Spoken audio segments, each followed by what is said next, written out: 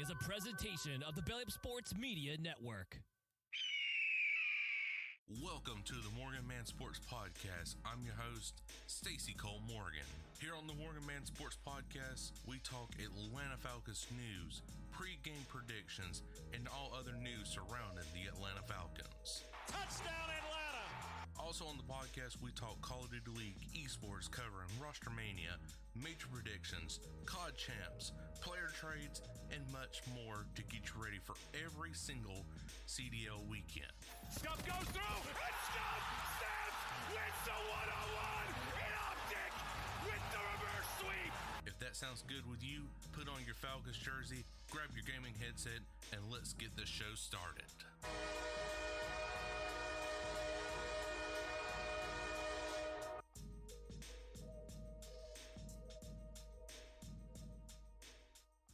What is going on, you guys? I'm your host, Stacy Morgan, and you are listening to the Morgan Man Sports Podcast here on Spotify, Apple Podcasts, and on the Belly Up Sports YouTube channel.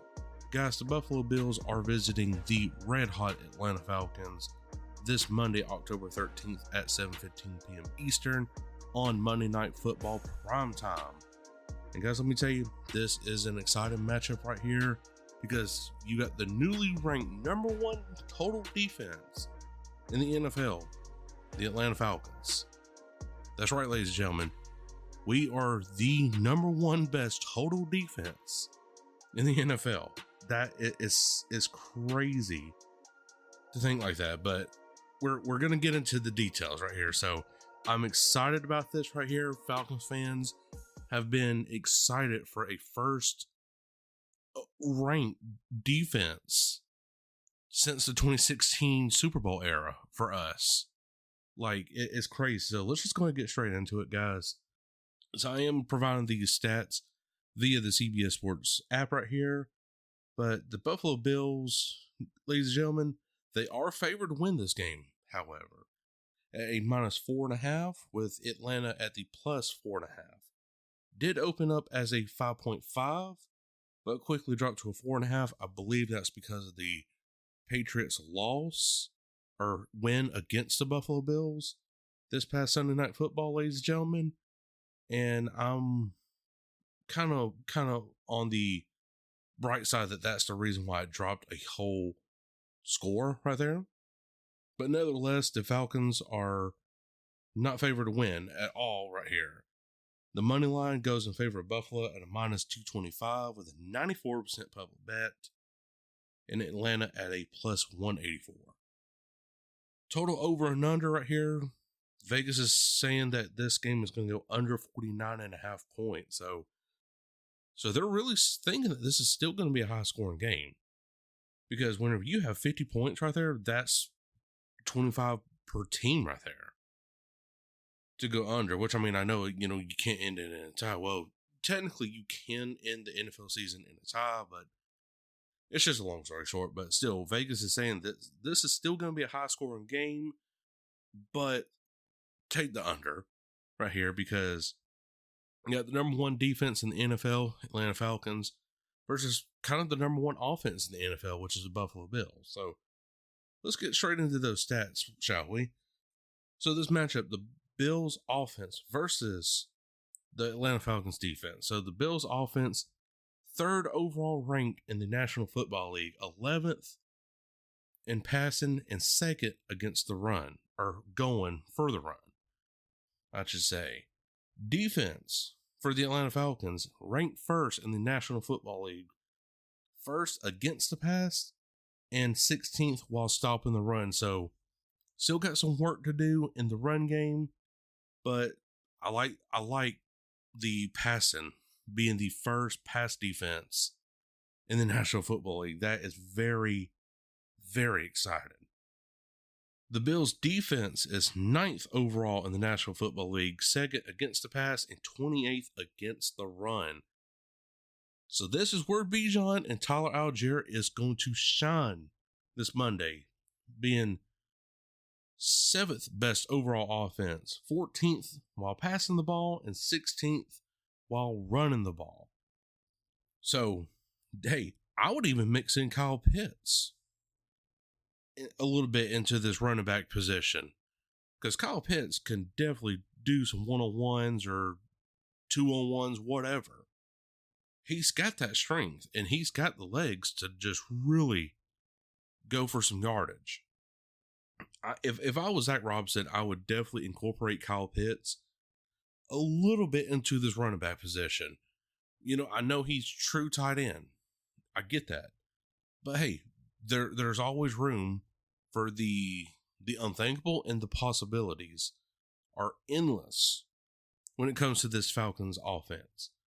Hopefully they've gotten a lot of their early season woes out of the way and just comes into this game absolutely fresh and dominant, ready to take on pretty much the top 5 team in the NFL in the Buffalo Bills. So I'm looking forward to it. I hope you guys are as well. This is going to be an exciting matchup, ladies and gentlemen, no doubtedly. Because you're looking at this as like, what should I say?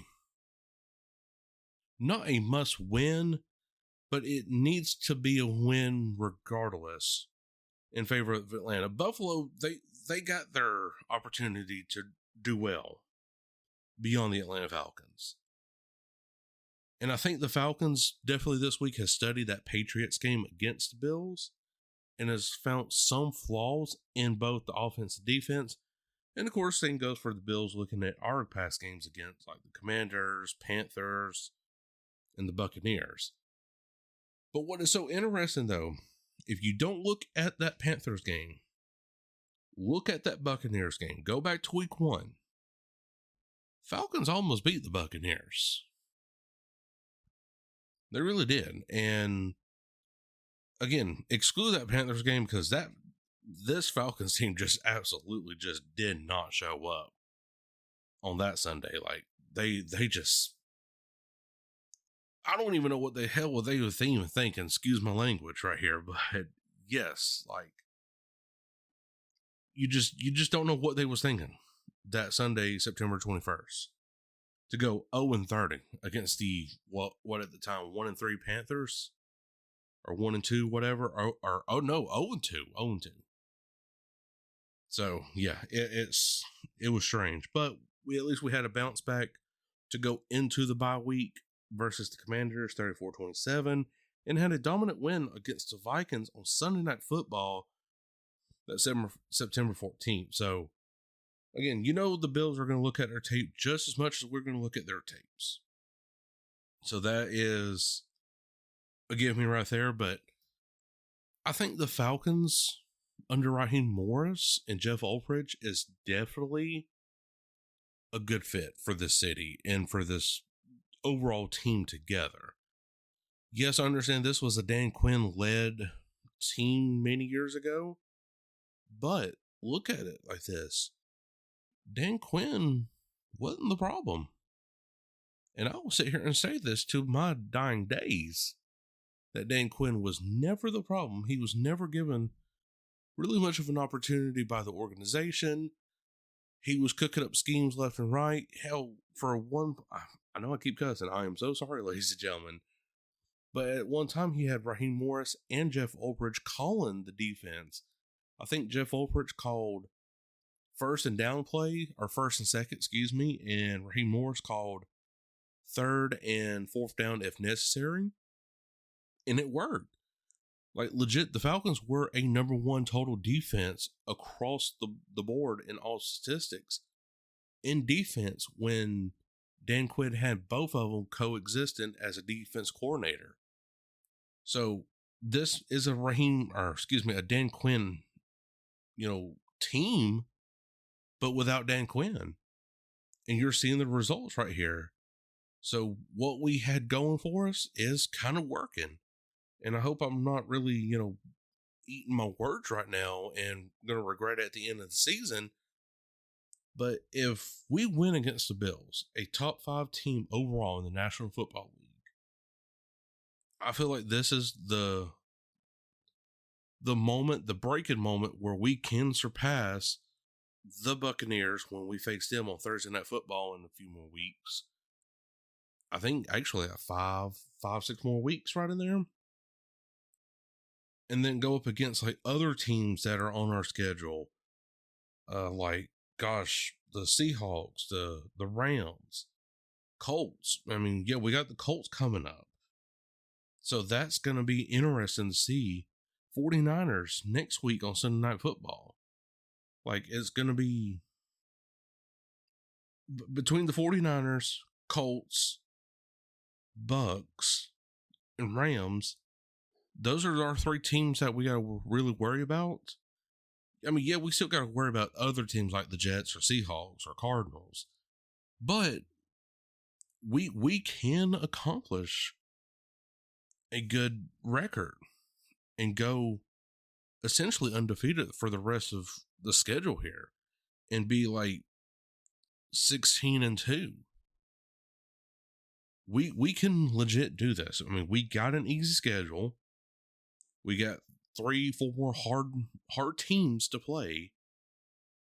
But if anything, 11-7 would definitely be a great season for the Atlanta Falcons and go in for a wild card spot behind the Buccaneers. I hope we win the division, but in order for that to happen, we got to sweep the Saints and tie Bucks and Panthers. We should honestly be, sweeping the Bucks, but we all know what happened week 1. Didn't win that game, and of course, we already know what happened against the Panthers going 0-30. So, but tying the Bucks and Panthers and sweeping the Saints and just praying to the football gods that the Buccaneers lose at least a lot of their games, a lot of their NFC matchups, and that the Panthers and the Saints have at least one win over them. Because then that would be a great opportunity for the Atlanta Falcons to just sweep in, get the Saints in both their matchups, and then again tie the Panthers and Bucks. We'll wait and see, but yes, that is the Buffalo Bills preview matchup, ladies and gentlemen, for this Monday Night Football on ESPN at 7:15 p.m. Eastern. But guys, if you did enjoy, if you did, make sure to like button wherever you are listening from, iHeartRadio, Spotify, or Apple Podcast. But until then, Stacy Morgan. Catch you all later. Peace. Thank you for listening to this Belly Up Sports Podcast Network product. Some said we go belly up, so we made it our name, and we're still here.